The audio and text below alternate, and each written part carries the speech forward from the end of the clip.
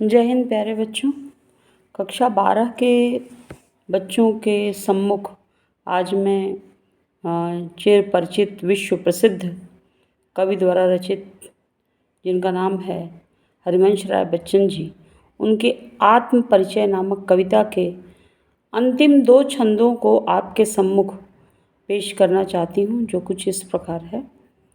मैं रोया, इसको तुम कहते हो गाना, मैं फूट पड़ा, तुम कहते हो छंद बनाना, क्यों कवि कहकर संसार मुझे अपनाए, मैं दुनिया का हूँ एक नया दीवाना। कवि ने अक्षरशः अपने जीवन सत्य को इसमें उद्घाटित किया है, उसको अपने भावों को छंदबद्ध किया है।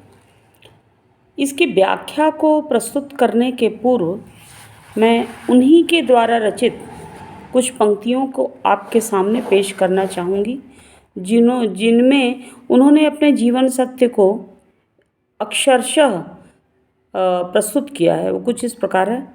मैं गाता हूँ, यह प्रेम कहानी मेरी है, मैं गाता हूँ इसलिए जवानी मेरी है, तुम पा न सको मुझे विश्वविद्यालय में, लेक्चर देने वाले मुझसे बहुतेरे हैं, पहचानोगे क्या खाकी वर्दी वालों में, हर एक जगह पर इनके डिपो डेरे हैं। मैं कलम और बंदूक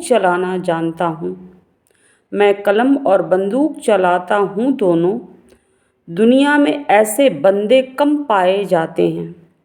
दावा न करूँगा ऐसों में यकताई का, यद्यपि इन पर अधिकार स्वयं कुछ मेरे हैं। औरों ने जो की भूल न तुम भी कर बैठो, इसलिए तुम्हें यह पहले से बतलाता हूँ। मैं गाता हूँ, यह खास निशानी है मेरी, मैं गाता हूँ इसलिए जवानी मेरी है, मैं गाता हूँ इसलिए रवानी मेरी है। रवानी का मतलब होता है मादकता, नशा। मैं गाता हूँ इसलिए जवानी मेरी है। कहने का अर्थ यह है कि कविताबद्ध करते हुए उन्होंने अपने आप को बहुत ही गर्व की अनुभूति की है।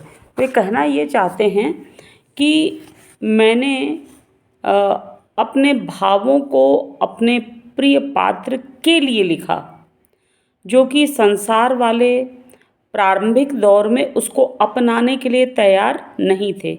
विरह वेदना के शिकार, विरह पीड़ा से पीड़ित कविश्रेष्ठ ने अपने जीवन के अनुभवों को कुछ इस प्रकार लिखा, जिसमें केवल पीड़ा का भाव है, लेकिन उस पीड़ा की गहराई से जो कविता प्रस्फुटित हुई वह विश्व प्रसिद्ध हो गई।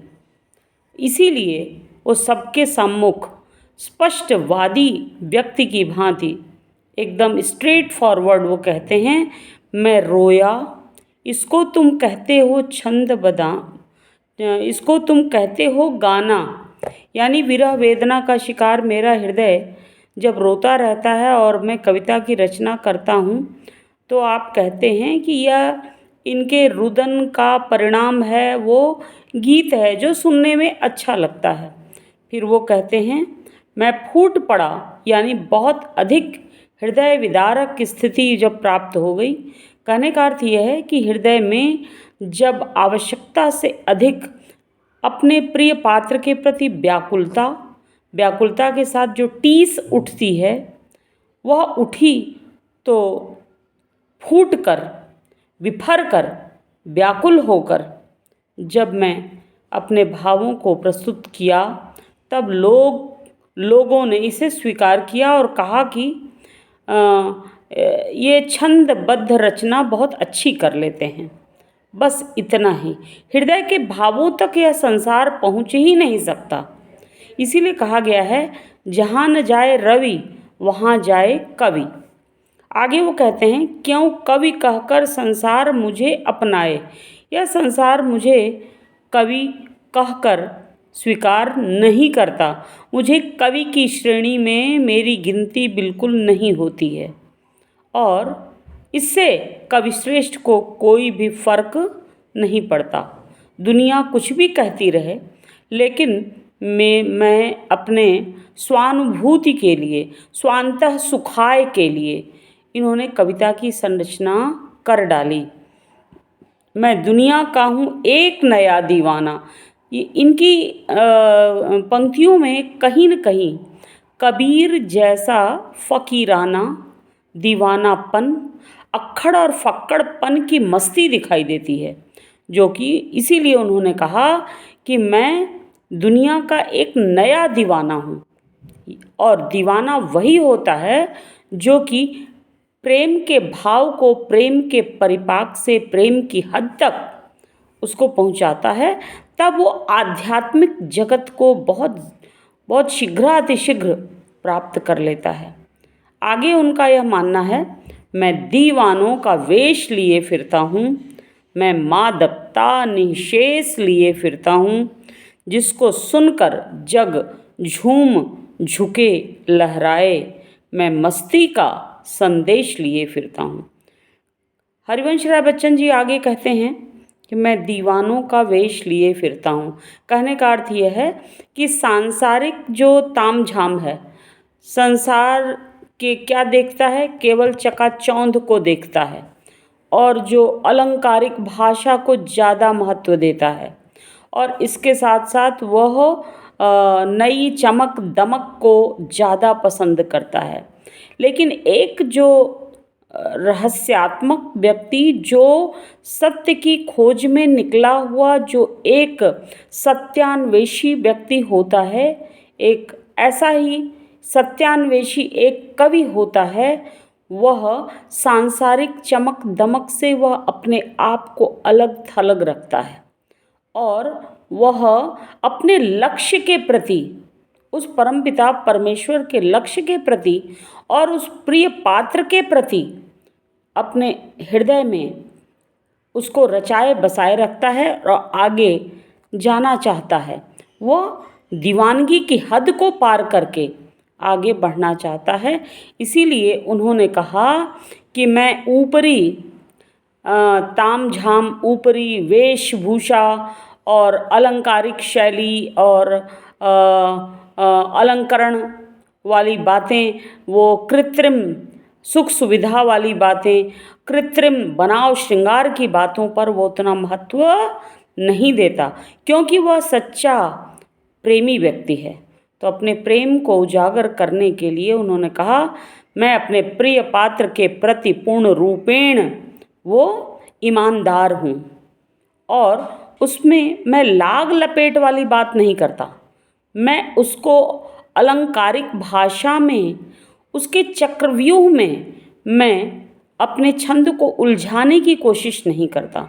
वह साफ गोई स्पष्टवादी भाषा में अपनी भावनाओं का इजहार करता है और कहता है कि मैं दीवानों का वेश लिए फिरता हूँ, मैं एक दीवाना हूँ, प्रेमी दीवाना पथिक हूँ, मैं मादकता निशेष लिए फिरता हूँ। निशेष का अर्थ होता है हृदय के कभी किसी भी रूप में हृदय में प्रेम के प्रति जो प्रेम का जो नशा है वह कभी समाप्त न होना। वो कहते हैं मेरे अंदर जो प्रेम का नशा है वह निशेष है, अनंत है और अनंत आकाश की तरह है, वह कभी समाप्त नहीं हो सकती।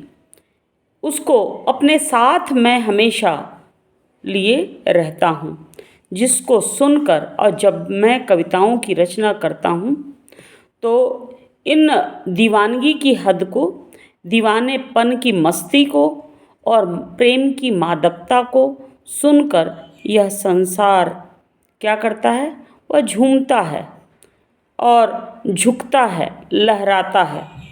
यानी कि उसको सांसारिक आनंद की अनुभूति होती है, लेकिन सांसारिक आनंद से परे वह जो प्रेमानंद की अनुभूति है वहाँ तक यह संसार नहीं पहुँच पाता।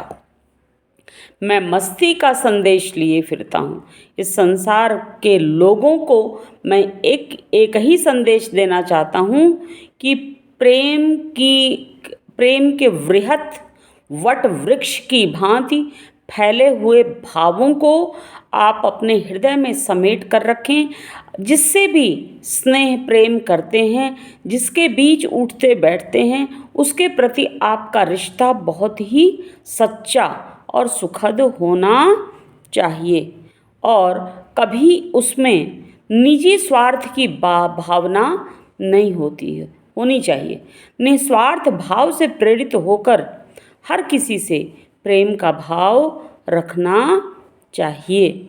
तो इन कविताओं में आपने देखा होगा कि इसमें सरल सहज भाषा में हरिवंश राय बच्चन जी ने चित्रात्मक शैली के साथ अलंकार का प्रयोग उन्होंने स्वतः नहीं किया, अपितु खुद ब खुद अलंकार उनकी कविता की शोभा का गुणगान कर रही है।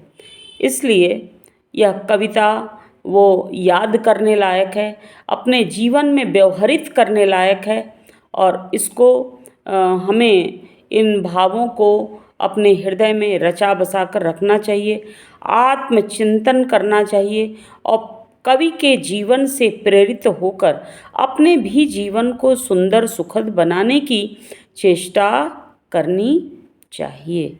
धन्यवाद।